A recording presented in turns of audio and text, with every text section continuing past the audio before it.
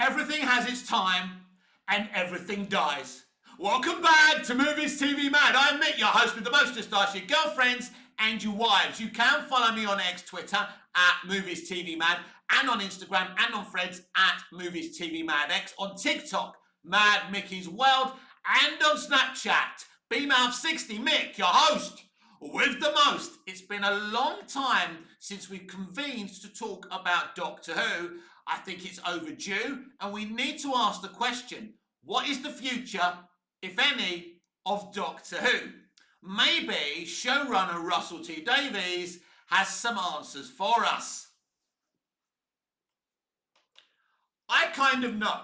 The Doctor's reached the status of like Robin Hood. Sometimes there might be a pause, and during that pause, the viewers of Newsround now will grow up in a few years and start writing stories, and they'll bring it back. So I have absolute faith that that will survive, because I am living proof of it.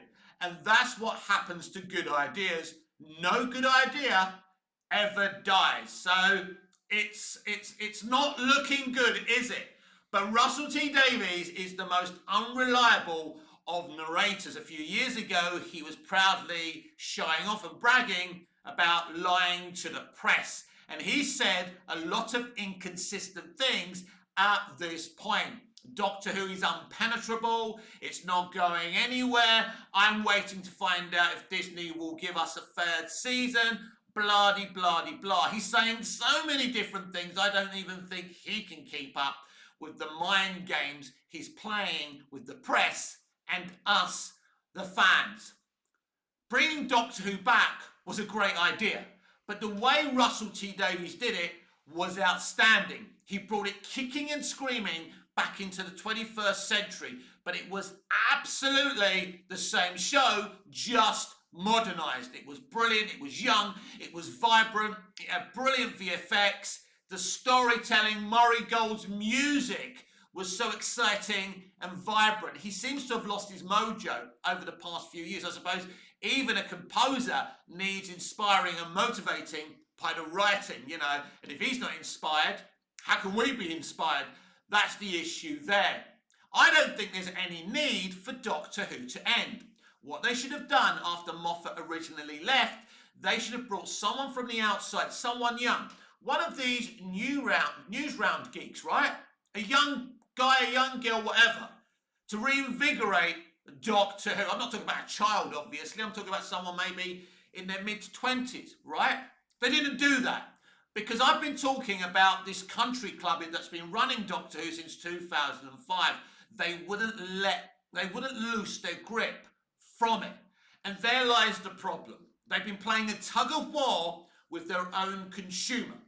They're in denial today in the entertainment industry that the entertainment industry is a consumer-based industry.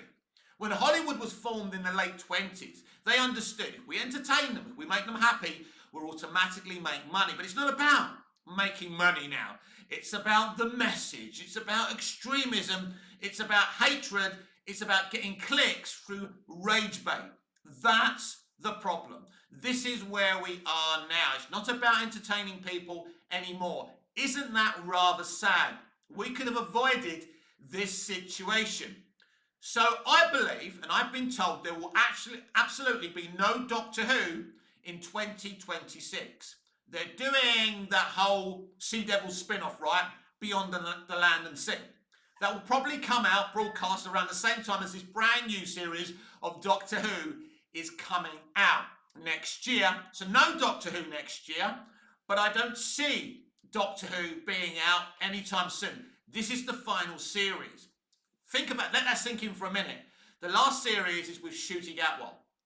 Ncuti Gatwa will not be remembered as a good doctor or a bad doctor. He probably won't even be remembered. They actually had a great opportunity to bring in Joe Martin as the next doctor. Could have been Chibnall's kind of weird timeline doctor, right? Between Patrick Troughton and whatever, right? That's what he was basically doing. But she was just a tokenist doctor, right? We've got a female of colour now. Isn't that clever? She was a better doctor in one episode than Jodie Whittaker was, in 3 seasons or whatever. Jodie's a solid, good actor. But was she the best person to play the first female Doctor? No.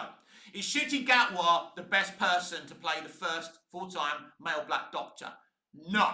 Verada Sefu, is she the best person to play, a non-white companion? Because these things seem to matter to the BBC and Disney. No.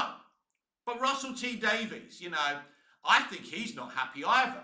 He brought in Millie Gibson. As soon as he brought her in, Disney said we're reducing her role in the second series because we want a more diverse companion. No auditions, Verada Sefu came in. Disney chose her. And Millie is not happy about that situation either. And why should she be? We started on such a wonderful track with Doctor Who. I'm always going to celebrate it. And I think as the years go on, we will always remember Doctor Who, the revival of Doctor Who, very fondly. But there's going to be a lot of Who-tubers out there who have stayed quiet, that have supported this crap that's come out in recent seasons, that have turned against the fans, their subscribers, that are now going to be out of a job. Because people are not going to watch you talk about old episodes of Doctor Who. They're probably going to set up their own platforms and talk about it themselves. Let that sink in. After this series, Doctor Who is gone.